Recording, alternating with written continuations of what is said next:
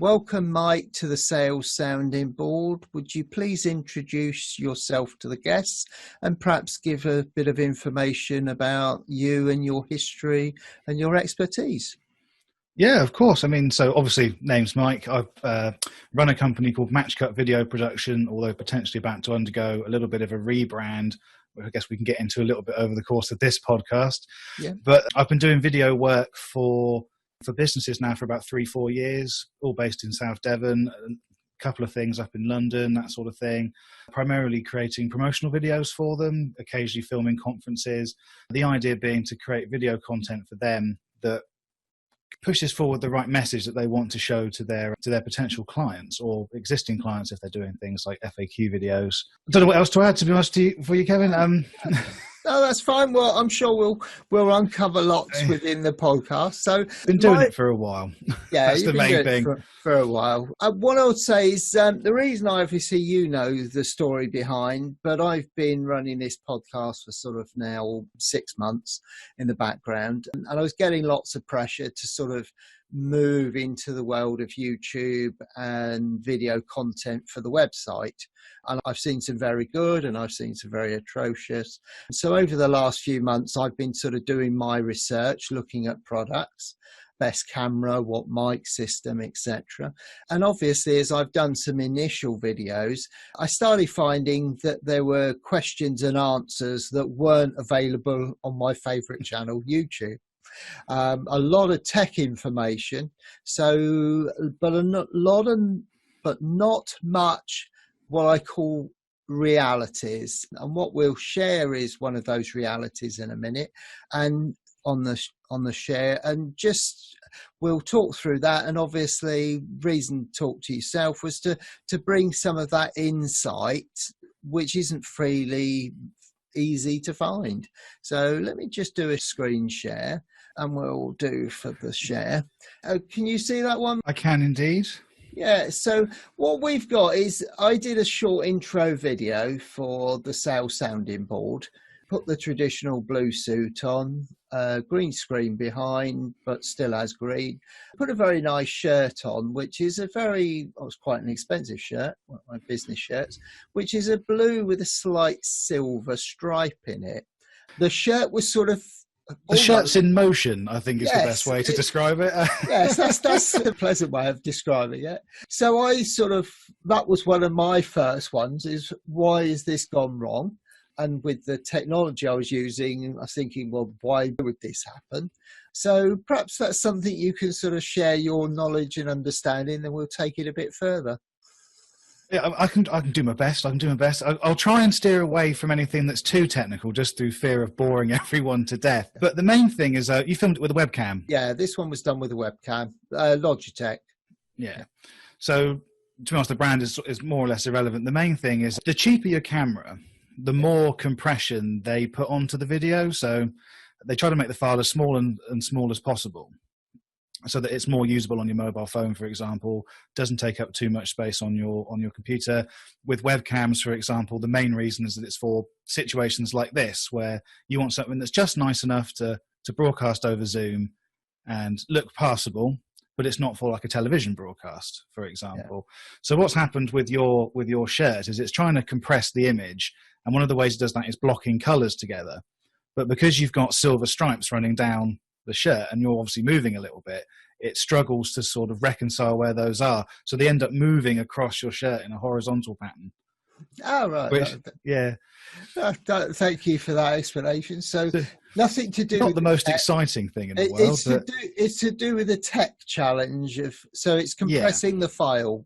Just trying to save you as much space as possible, and unfortunately in this case it creates that weird, I don't know if we want to play the video to show people, but it creates that weird motion blur through the lines. Let's see. Yeah, so you can sort of see that they're moving left to right as it tries to work out where they are. And then, of course, as it compresses it into one spot, the algorithm then goes, well, hang on a minute, now it's there. So it moves it back. So we'll stop that bit then and go back to our normal. So there are certain clothing then to definitely step away from. It really depends on your setup. Right. So if you're filming on a webcam or a mobile phone, for example, you should probably stick to something plain like my black t-shirt that I've gone for, just because I was worried that I would have the same thing, because all of my nice shirts are the same. They've got stripes running through them. Yeah. I don't want that happening. So Yeah. sometimes just a nice, smart, plain shirt will work. If you're filming on something perhaps more semi-professional, for example, like a DSLR, you probably won't have the same issue, or at least if you do, it will be to a much smaller extent. I mean, of course, if you're, for like the 1% potentially watching this or listening to this that have got the £40,000 cinema cameras, they highly unlikely to have that sort of issue, because those cameras don't really do any compression. Okay, so webcam, if you're using the webcams or your phone, then try and keep it simple is the keep it simple, keep it standard colors. Now I'm wearing this shirt today, which is a sort of block blue, black and light blue, white. Now it doesn't have an issue with this, I believe, because I've worn this before, so that's not such a problem. No, it's a trial and error thing. You might find wider stripes don't do it, and of course phones as well, because there's such a wide variety. You'll find that they handle it differently. What it might do on a Samsung, it might not do on an iPhone. All right. So it's just whatever recording device is going to be the issue. So do a pre-check. If you stick with plain standard colours, block colours, you'll be fine. But if you get a bit more, offer yourself a bit more of a range of wardrobe. Exotic. Yes, if you go a bit more exotic, you may have some issues. So that's fine. But it's just a trial and error sort of thing. If you record yourself for 5, 10, 15 seconds, see what it's doing when you play it back. It usually helps if you play it back on a screen that's bigger than the one that you recorded it on. So if you record it on your phone, stick it on your computer quickly and you'll get a watch back on a bigger screen. So it's fine. Obviously, that was one that threw up and sort of I had to sort of look at. I mean, the video will be replaced in a minute, and it's going to be filmed on a DSLR, so that problem will go away. I might wear the same shirt. Interesting before and after if you wear the same shirt. Yes, we'll see how it performs, but I think it will be a different issue. So that's fine. I mean, that's obviously one. It's like not everybody uses green screens. You can see my blue one at the back, but that's a reversible blue-green. Now, I know with a green screen, you have to avoid certain colours because that's a problem with green screen. So on a green screen, what are the main colours you need to avoid? Well, primarily you need to avoid, whether you're using the green or the blue, a very similar colours. So if you avoid green or blue or anything that's got a very greenish or bluish hue to it, usually the best thing to do is to go for the exact opposite. Yeah. Or black always works. Yeah, black or white will work, but avoid those contrasting colours. Yeah. If you're wearing exactly the same shade of green, you will just become a floating head. Yeah. Which can be quite interesting for certain styles, but yes, we've all seen a few over the last months. I mean, obviously the world's moved on, and we're now, a lot of people now don't bother green screen, blue screen, and obviously there are some issues with it but people are mumuch more involved in sharing now. So usually the issues I sort of see around green screen and blue screen is, well, we use your setup, for example, because it looks like you haven't got a dedicated light on it. Well, they're not turned on at the moment. So. They're not turned on. Well, as it is. It's sort of in storage mode at the moment in the background. It just happens to be there. Yes.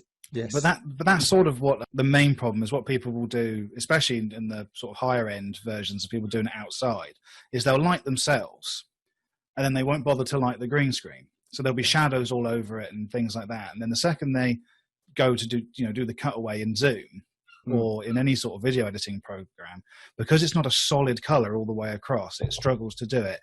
And of course, it's gotten better over time, and as the software becomes more powerful, it's getting better at recognizing, that's still the same piece of fabric, just that bit's a little bit darker.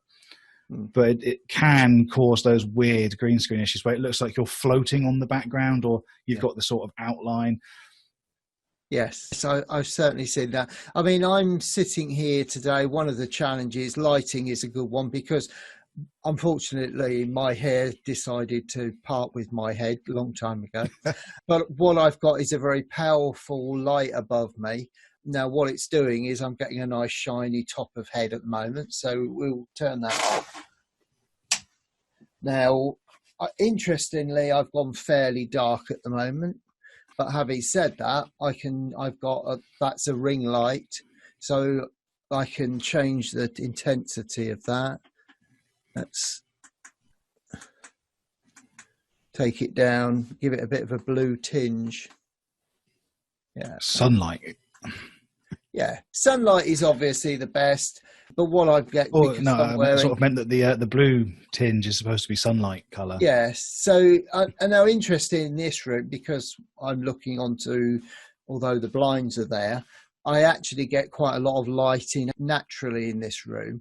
So for this purpose of this video, just me working with natural light will give a reasonable level of light, would you say? I would imagine so. It varies and depends, because what you've got right now is probably perfect, to be honest, because it's now separated you from the background, just lighting yourself from the front. Whereas, natural light, natural light I always think is best. Yeah, mainly because it's free, and if you're just starting out, like the sort of people that they're going to be following this, that's nice and easy. Most people have got a window; it's easy enough to set up in front of it, and that is one of the best reasons to use. I mean, I have the problem, as you can see behind me to my right, that these blinds don't block out all the light, so you end up with spots which are just hugely overexposed, which is something that I would normally recommend to avoid. But because it's not sort of spoiling the area of focus as such, it's not too much of a problem. Yeah, no, that's fine. I mean, so based on the camera, because obviously we're doing this through webcams, any other little techniques, little insights that you would say? Well, lighting is always the key one. Yeah, because the main thing that makes the video the best possible quality is how well it's lit. And the smaller the camera, the more light you need to throw at it. Yeah, just because of the size of the device that picks up the sensor, it's called, that picks up the light. Yeah.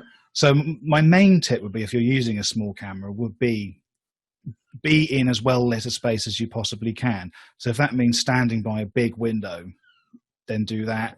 If you have to stand by a little window and turn your lights on and get an additional light like you've got with the ring light, then do that. Because normally with these sort of devices, we've obviously both got a dedicated microphone. Most microphones nowadays are good enough, because I'm sitting quite close to my screen. I think you are as well. Yeah. The webcam microphone, or the laptop microphone that are often included, is usually passable. Yeah, yeah. Especially just to get started.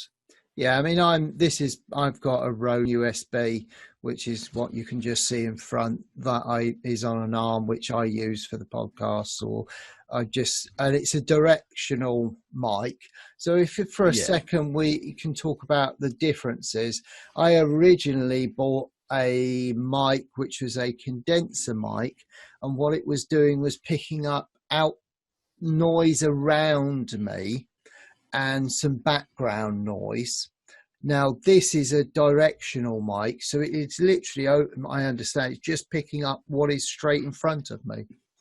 That should be the case. What most microphones have is, I believe it's pronounced cardioid. Someone's going to shout at me now I've pronounced that wrong. It's basically just a pattern around the microphones. If I move mine up a little bit into the video, so you'll have like a little bubble around the microphone. Obviously it's bigger than the one that I'm drawing, but that will be where it picks up sound from. So some microphones have the option where you can change the pattern. Your condenser microphone probably had quite a big circular one that was picking up sound from the sides as well as from directly in front. I use, it's a bog standard sort of microphone you'd see at a music festival that the singers are belting into, and that only picks up from pretty much directly in front of it. Same as yours, but I don't have any options to change that. So if I lean away from it, it gets much quieter.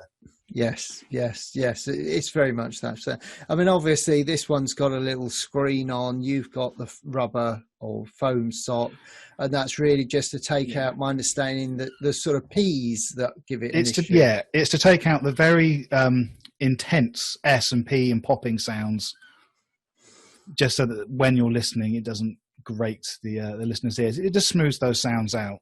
Yeah. No, that's fine. And interestingly, we can tell I can tell where you are. You're in Torbay, and we can hear the seagulls. Oh, you can hear the seagulls. Unfortunately, we've got a family of them living on the roof. Oh, right. So that's fine. It brings a natural element to it. If it's too distracting, I can close the window because I've just heard somebody take a handsaw or a power saw out to a piece of wood. Yeah, it is, the quality is picking it up. So do you want to shut? I will shut the window. We'll take that. We'll get rid of the Torbay seagulls. That's fine. If only we could get rid of them for real. So we've covered some insight into the cameras. We've now moved on to the audio. Now it depends which program. I use Audacity, which is a free program, which I find very easy to use. I've become very familiar with it for just doing the sound audio. For the video, I've got Camtasia, so I can edit the video and the soundtrack through Camtasia, but that's quite an expensive program.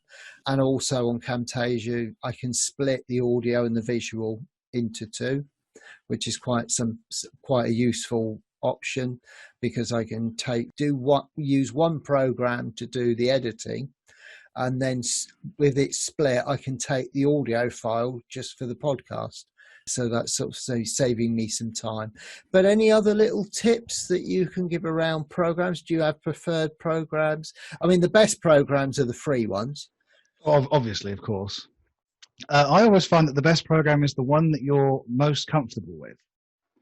So I also use Audacity, but the video editing program that I use, which is DaVinci Resolve, also has a way to record directly into it if you were doing a voiceover. And of course you can do what you said in Camtasia, so you can split the audio, export the audio completely separately. So they all do more or less the same thing. It's just whichever one you're most comfortable with. I mean, if you're on a MacBook or an iMac, for example, it's not Final Cut, is it? It's iMovie will have all the same features, and if that's what you're comfortable using, go with that. Don't add any unnecessary blockers as it is to the workflow. As soon as you've got to learn something new where the other thing already did it, you're just making life difficult for yourself. So it's not a particular one is the best. You would say find the one that you feel comfortable working with. Yeah, because typically speaking, the quality of the audio comes down to the microphone that you're using. So the recording software isn't going to make too much of a difference. The main thing is if you're using something like in the top right, I believe it is, you've got the level bars. Yes. And you can click them and it will show you where you're peaking. What you should do is you should adjust the volume of your microphone input in Audacity so that it peaks at around sort of -12. Yeah.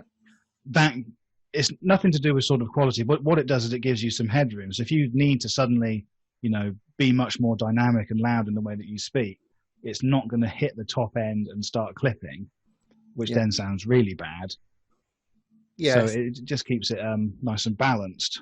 So if you've got control over your mic on the levels, you need to go about the mic, do some pre's, get the settings. I have on this Rode, I can adjust this Rode, so adjust the level to try and get to -12. Yeah. Yeah, just sort of when you're normally speaking like we are now, just so that the loudest points hit -12. You don't want the middle ground.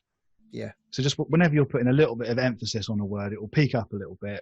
Make sure that's around -12. Just talk at the microphone for about a minute while you move the slider up and down.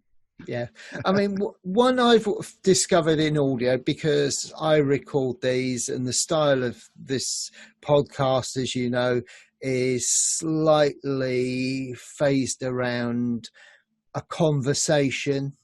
So I like it to be free-flowing. Now, the consequence of a free-flowing conversation is we all need thinking time.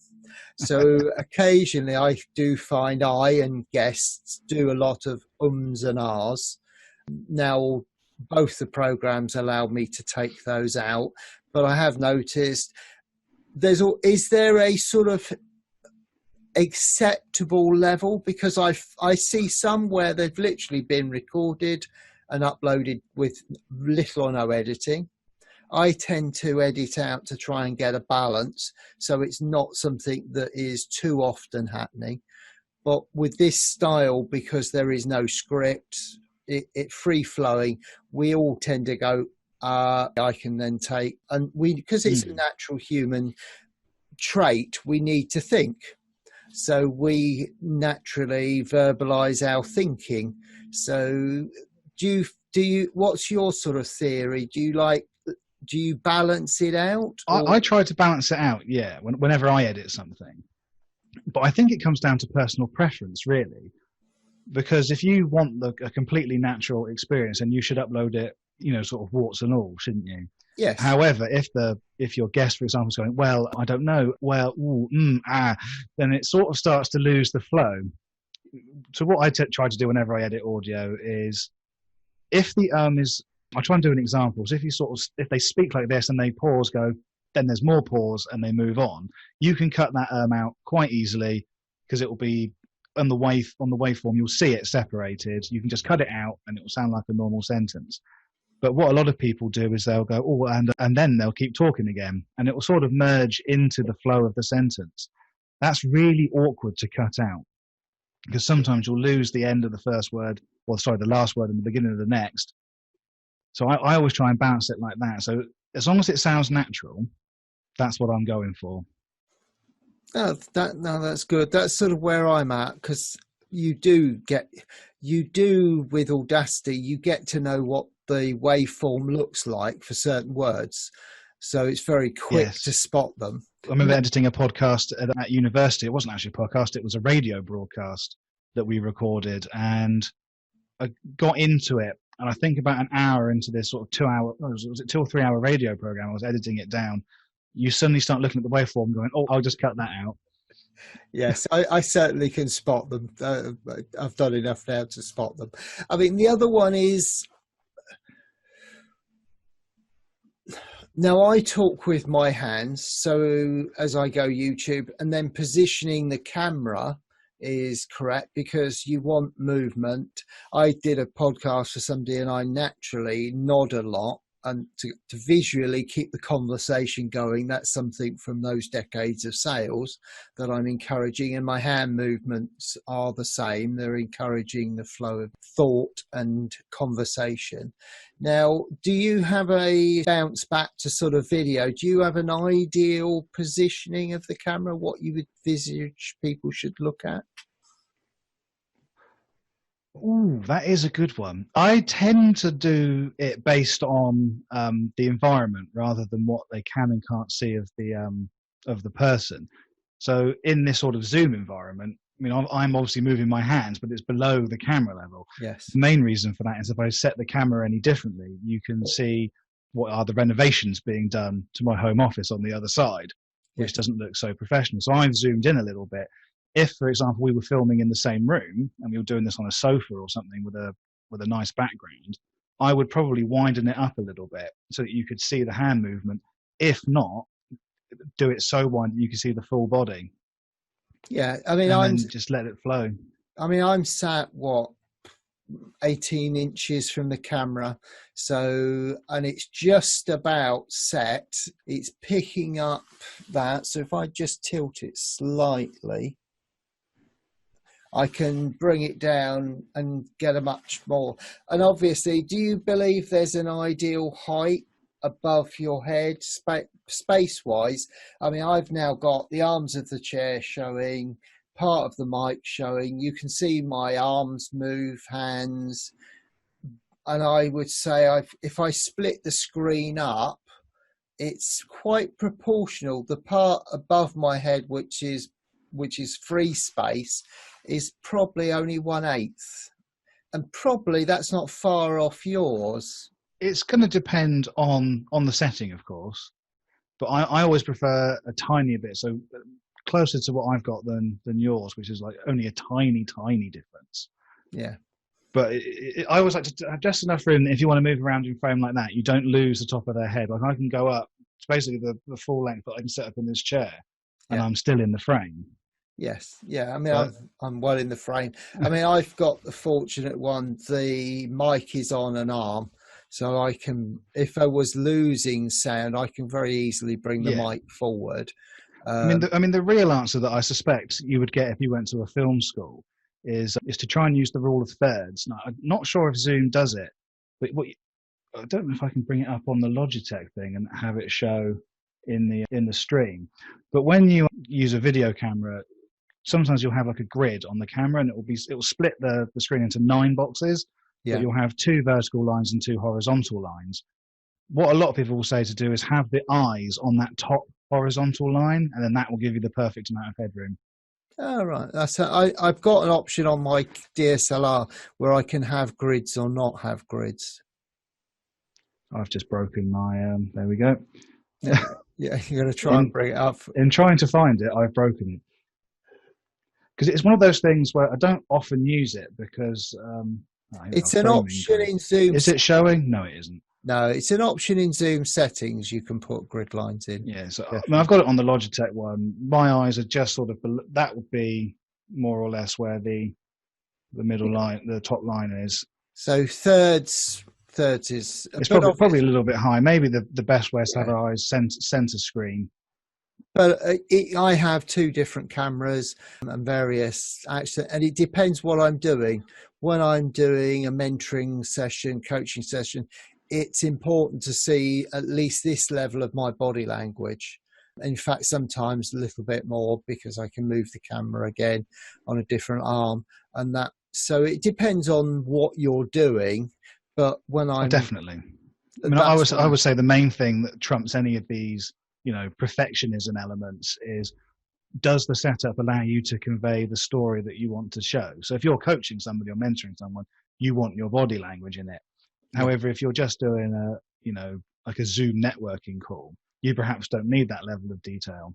So you can change it all around and cut out the fact that everyone's been wearing sweatsuit trousers for the last 3 months. Yes. Put a shirt on top, pajamas on bottom.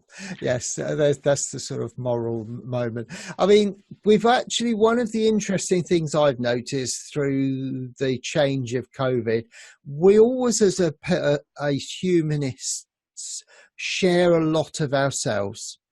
Humans love sharing. That's why we've got social media. We all almost share far too much, which is one of the issues of why hackers have such an easy life.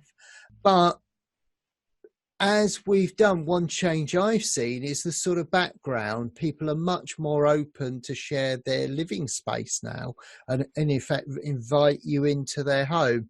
And obviously you come from the commercial side of filming where that backdrop will be rigged. Now mine is just, you can just see the screen because that's where it's stored.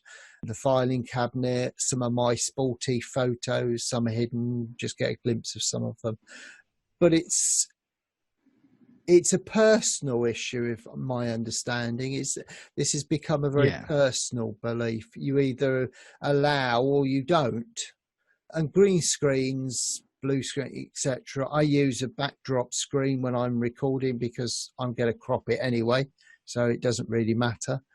But as you do Zoom or you're doing content, there isn't a right or wrong anymore. At the risk of sounding like a broken record, it depends. Yeah. And I think what it depends on is the purpose of your video. Yeah. So obviously you wouldn't want to film with a messy background if it's, say, a series of Q&A videos for your brand, because you want the perception to be right. So right now, podcast, just having a casual chat, it doesn't matter too much. I mean, I personally don't want to show my bed in the video, but that's me personally. But at the same time, if the bed was made and looked neat, it'll be absolutely fine.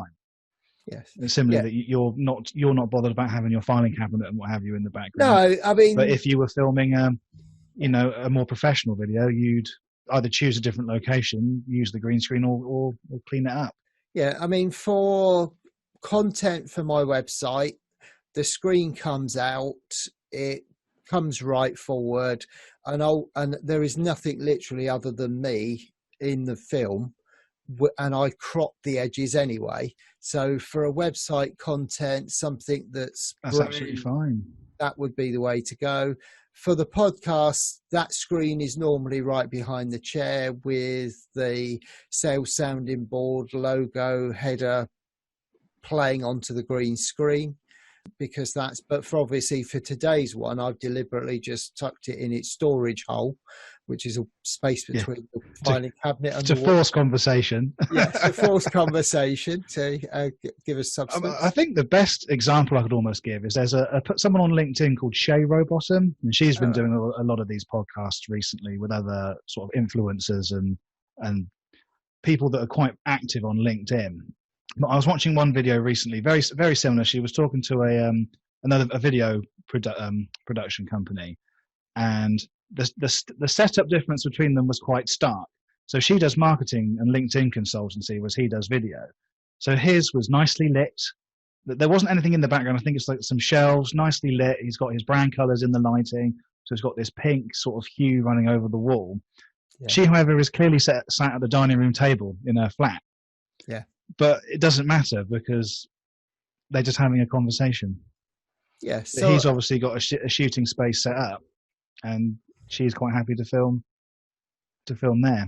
But it doesn't really make any too much difference. So overall, we'd say it's more about the content. What's the reason for the content, and that's how you would base it. I mean, there's no. If you're going to be creating a lot of videos, I wouldn't say it hurts to create like a dedicated space.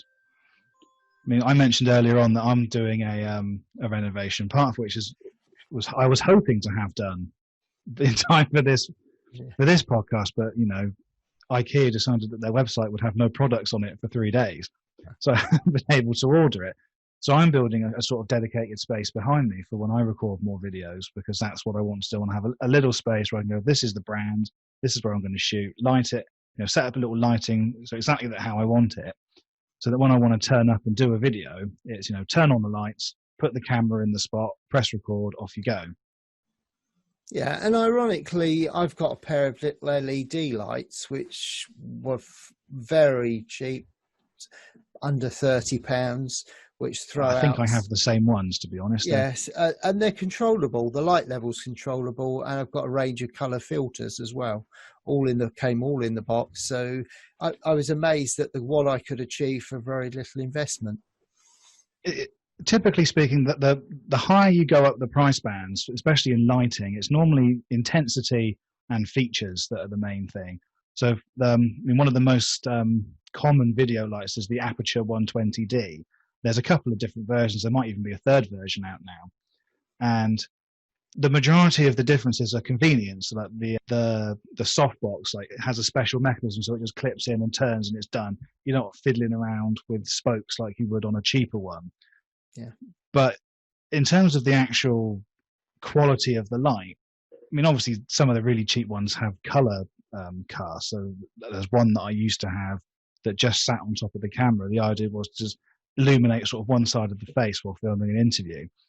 But it very quickly developed a pink tinge, which you don't really want. You want it to be a neutral color. So that's the only really thing I would say when looking at lights. You want to make sure in the reviews that people are saying that it's got a nice neutral color. I mean, with the lights that we both have, I mean, mine came with like a plastic sheet that you put in front of it, which is supposed to diffuse the light. I personally find it's not very good. But if you get like a bit of tracing paper and masking tape and just tape that to the front, spot on. Yeah, so that's a good hack. That's good. Right? Tracing paper and some tape. One of the things that I remember sort of broke my brain when I first started doing video work back at university was you'd think that there's a special piece of equipment for everything, and there usually is, but typically it can either be really expensive or it's so bespoke it's not worth buying for like the one job. So there's always a way to get around it. I remember a shoot we did in a hotel, and they had a really nice, I think it was a flower arrangement on one of the dining room tables, and I really wanted to pull away from it, but my slider had broken and I didn't have another one. So I got a bit of tablecloth, put the camera on it and just pulled it back, because the tablecloth removes the friction. Yes. So it's quite interesting sometimes when you see the behind the scenes, especially for even top end stuff. There's a YouTuber that I watched that creates commercials for big brands, and he did one where he tried to recreate one where the Pepsi cans spin and the camera pushes through. And the way that they achieved it was fishing wire. Oh, right. So you'd think there were special mechanisms turning the cans. It's just fishing wire glued to the cans, and they spin round. And as he pushes the camera, it spins the cans at a certain speed. Oh, it's all interconnected.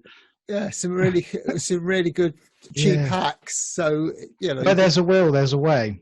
Yes, I think that's the issue with hacks, isn't it? Those that work and are so simple, you think, why didn't we think of that?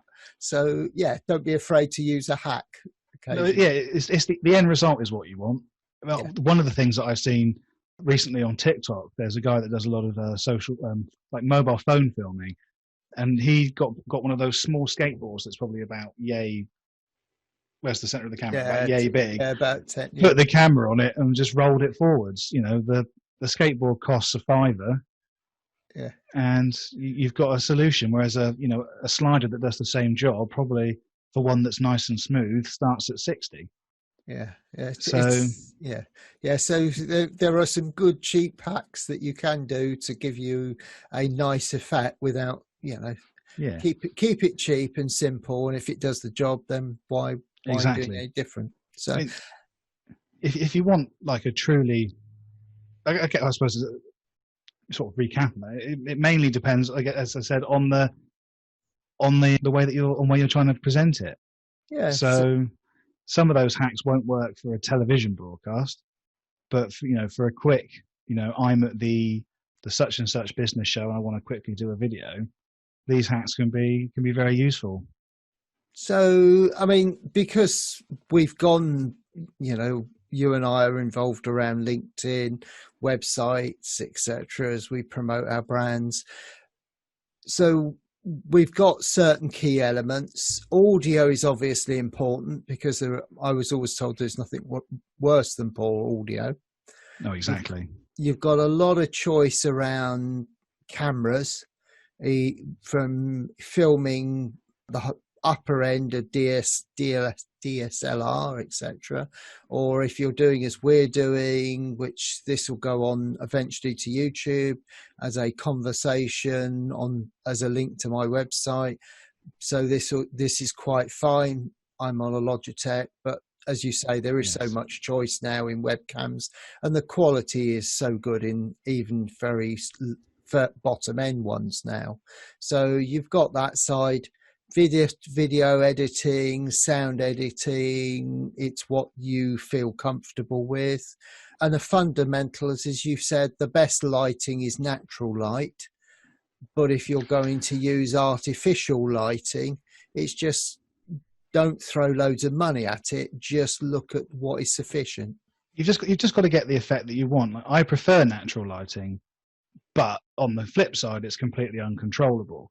So one of the things I've noticed in the corner of my eyes, there's clouds going over. So it's sort of going up and down, which in certain situations you're not going to want. But then if I wanted to do, in my situation, for example, to have all artificial light, you need to cut out as much as natural, or as much as possible, rather, natural light as you can, which I always find adds unnecessary steps to what people want to do. So I'd have to put up like big black curtains and then more power, and then buy more powerful lights to fill the space. Yeah, you're compensating for the loss of natural light, then, aren't you? So but then you have more control over it. So if you want the scene to look more sort of deep and moody, you can lower everything because you've got that control. That's fine. I mean, obviously, for this area, we're talking website content, YouTube content, promotional sides of our own brand. So where we're sort of at is fine. Commercial, high end is very different. Just for quick sort of Facebook, LinkedIn videos, natural light will serve the best purpose, as long as it's not like super bright at the start of the video and then by the end it looks like you're standing under the shadow of a tree. Then that would be too stark of a difference. But if it's just fluctuating a little bit, people will sort of forgive you. And I always, as you said earlier, audio is the most important, which I always find quite ironic because you'd think video would be the most important part of video, but actually it's the sound. Yes, and if we look at the body language measurements, 55% of communication is through our body language, 38% is through our voice, the tone, the cadence, the tonality. Words only represent 7% of that 100%. But it's interesting, this is one medium where your focus very much is on the 38 and the 7 rather than... So you've got a 45, it's sort of slightly disproportionate, but you're a 45% varied a 55%, but the 45% is the crucial side of this this structure. This sort of medium. I mean, the thing I always think is for the type of videos that people will be creating for themselves for the brand marketing, quite often it's answering a question or a Q&A session. It's not the sort of content where the viewer has to watch the video in order to get the full value.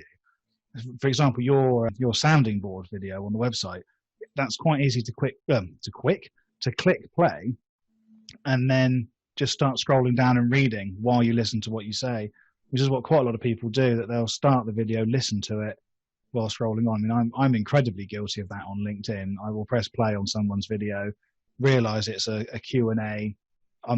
It's just me talking to the camera for 5 minutes, and I will start scrolling or listening to it. So that's where the audio becomes, well, I say it's 100% important, not even 70. Yes, and I think that's the one that we've got various knowledge being very shared at the moment. There is a problem I know on LinkedIn. The cut-off point that people watch a video on LinkedIn is incredibly short.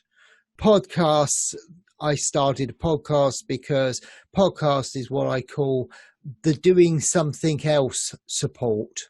You will be going to the gym, walking, commuting, washing the dishes, something. So you can have an audio podcast going on in the background. Works really, really well for that. It's another medium that you can do other things and still react to it. For YouTube and videos, especially on LinkedIn, I've noticed there's some goals around the ideal word content lengths, and I think people keep telling me it's about 2 minutes. So YouTube is about 10 minutes. That's the ideal length for ad revenue. So if you're looking to monetize your content, that 10 minutes is where YouTube really pushes it the best way possible, because you can have one at the beginning, one in the middle, one at the end. So you're really getting the most. Social media at the moment tends to be about 3. I mean, Facebook, I uploaded a video for a client recently, which was only a short 30-second. It was a teaser clip. But the uploader was like, you're going to get the best reach if it's 3 minutes long. And I think LinkedIn is currently sitting at around the same. I think it's closer to the 2 minutes, as you said. But as the sort of video features grow on that platform, it's going to get longer. I know that they're now rolling out live streaming on LinkedIn, so that's going to encourage people to stay longer. Fingers crossed that I get access to that soon. I've been waiting for 6 months. Please, LinkedIn, please. Yeah, I mean, like it's different mediums. The problem is I've watched a few live streams, and it's the old one you were always fighting. It's the content. The content has to be high level, otherwise people just won't stay with it. I've been tied into a number of webinars, and that you can very easily drop off them, because if it starts meandering. And one of the first things I was told about LinkedIn is get to the point as quick as possible, because if you don't, then people just go click buy. I think that stands for any of the platforms, to be honest. I was watching a YouTube video this morning that was supposed to be revealing the dates for an upcoming event in a game that I play. The video was 10 minutes long. I was like, well, when's he going to actually talk about the date? And they got about 3 minutes in and he hadn't mentioned it yet. He kept saying, oh, the upcoming event. I was like, oh, I don't care anymore. You've lost me, and just clicked away. Yeah. But if he'd said it's going to be on the 29th of July or whatever the date actually is, and had then talked about something else for 9 minutes, I'd have probably hung around, because I'd have got the information that I wanted, but then he could have offered more value. Instead, he was withholding the value from me, hoping that I would stay for it. But people don't anymore because they've gotten wise to that. So they go, oh, you're not going to tell me in the first 2 minutes. Okay, bye. Yes, I've certainly seen some of the YouTube I watch. They're now putting time slots in as an option, because if it's a subject and perhaps you're some future learning on something you already have the basics on, you'll want to skip certain things. So therefore, it's quite wise if it's sort of got an educational aspect to it.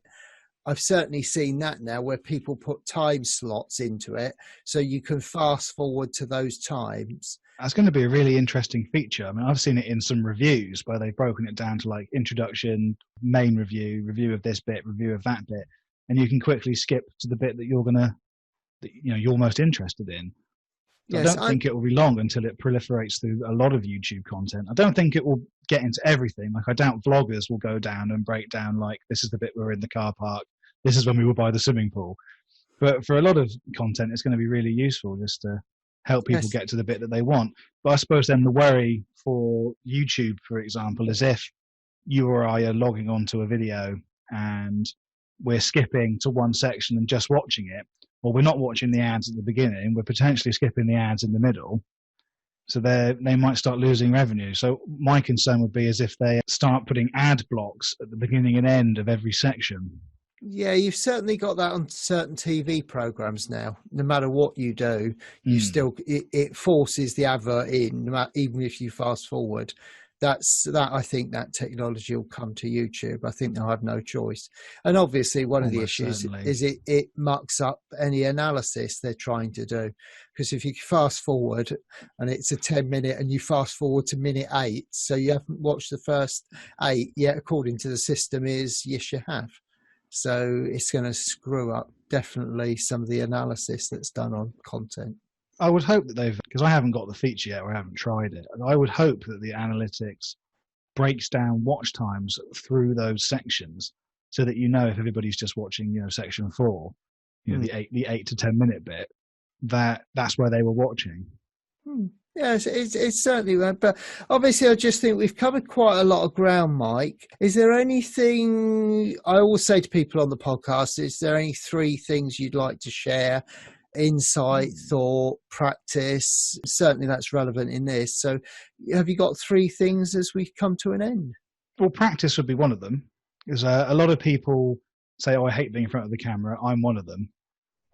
But once you start doing it and practicing, that's when, it's a skill that you've got to develop. So very few people sit down in front of the camera and are immediately natural. So if you sit down and practice day after day after day, eventually you will get there. But what a lot of people want to do is they don't want to waste their time. So what they don't want to do is sit down for, say, an hour, record a bunch of videos, then review them later on and go, well, they're all rubbish, and delete them. But that should be exactly what you're doing. You should, get your phone out, sit there and talk to it. If it's rubbish, go, oh, that's a bit naff. I see what I did wrong. Next time I'll do it better. And then there's nothing wrong with having a hard drive of scrapped footage. I mean, I've got, from my own videos for myself, the main one that's on my website at the moment, which will probably be redone, the video's 3 minutes long. There's 45 minutes worth of bloopers, just because that's how long it takes. So that's how long it takes me to find the flow. Because back when I recorded it, wasn't so used to being in front of the camera. But now that obviously Zoom is become a prevalent part of everybody's life, I've gotten used to it. I mean, I'll stick to 2 bits of advice. The other thing would be just to start. But that should have gone before practice. Yes. So start doing it, practice it. Don't be scared. Just get used to it. And over time, like all things, we become more confident. You gain those skills in the same way that I imagine it was the same for yourself when you first started doing sales. I suspect you made a few obvious blunders that nowadays you never would. Yes. It's the same in video. Yes, it's how we learn. We make mistakes, we move on from them, and we learn. And it's this cycle of conscious of your incompetence. Then you become more competent, and ultimately you are unconscious of your competence. So you just run the cycle. So Yeah, so no, that's lovely, Mike. Thank you for coming on the show. No, thank you very much for having me. Yes, thank you for all your share. I will certainly take some of that knowledge forward, and hopefully sometime in the future, you never know, we might do this again. Oh, that would be fun. Or you can come on mine once I get it up and running. Very welcome. Lovely. Thanks for your time, Mike. Thank you very much.